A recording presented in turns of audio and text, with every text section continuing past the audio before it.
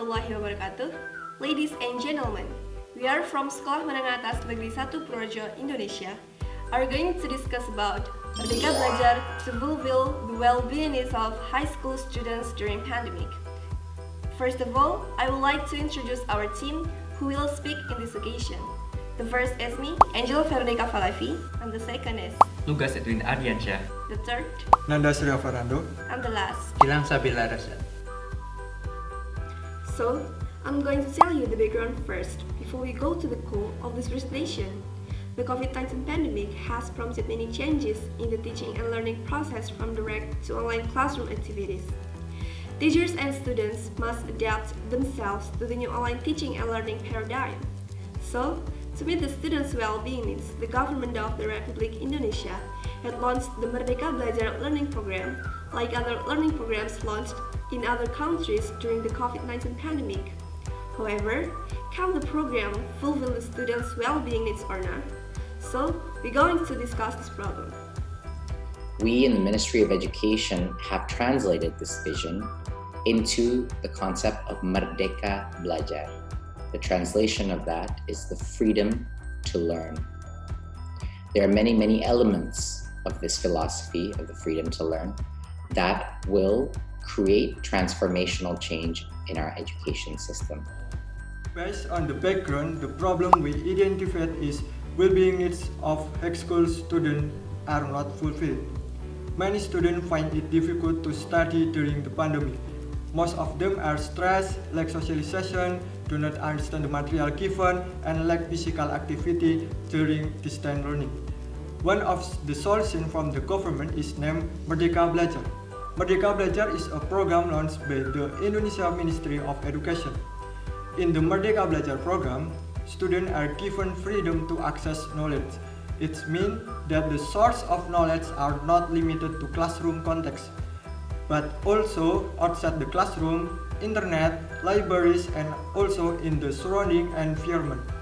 Then, in this program, the teaching learning atmosphere should be fun for students. This program is expected to help students fulfill the well-being needs. The method we used to collect data was a questionnaire. We asked several questions related to welfare needs of students while doing distance learning. We shared these questions to students in various regions through the Google Form. The data obtained through questionnaires, we found out what problems students experience when doing distance learning. Finally, the right solution to meet the welfare needs of these students are formulated. For gathering the data through the questionnaire data, we refer to 4 problems faced by the student when attending distance learning, namely cognitive, physical, psychological, and social aspect. On the cognitive aspect, there are 81.8% of students whose cognitive aspects are not disturbed, and only 18.2% of students whose cognitive aspects are disturbed. In the physical aspect, as much as 77.35% of the student physical aspects were not disturbed, and only 15.36% of the students whose physical aspects were disturbed. Looking at the two data, it can be assumed that the cognitive aspect and physical aspect of students when participating in distance learning are not problematic. On the psychological aspect, 56.85% of students were not disturbed, and as many as 43.50% of students experienced problems in the psychological aspect. On the social aspect, only 56.9% of students don't have problems with their social, and the remaining 43.1% of students have problems with their social aspect.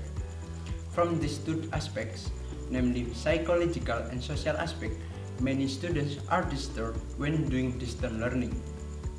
As explained before, Merdeka Belajar is one of solutions from the government of Republic Indonesia to fulfill Indonesian student well-being needs. Students are the subject of education and the object of the paradigm shift that has passed during the pandemic. We also have responsibility to fulfill our well-being needs. Our solution as students to others that also affected by the COVID-19 are: first, virtual T-Talk. Basically, this method is chit-chat with the classmates to make a better social relationship with each other. Second, physical exercise. On break time after the teaching learning process or after it, we can do some light physical exercise. We can also do this with friends virtually. Third, virtual peer teaching. This method not only can improve our cognitive states but also our social relationship with others. Fourth, C. Greens after class or long exposure working with gadgets. Based on a previous study, after 1 to 2 hours using gadgets, we are recommended to refresh ourselves by looking at plants or the green environment around us in order to avoid CVS or computer vision syndrome. Fifth, self-reward. Sixth, time management. We should not only manage to accomplish our tasks on time, but also have qualified and enough rest. Seventh, quality time with our families. We should spend our time having quality time that can have after dinner or at any time according to family deals. And of course without gadgets. Then last but not least, hobby as the stress relief. That's all from us. Thank you for your attention. Wassalamualaikum warahmatullahi wabarakatuh.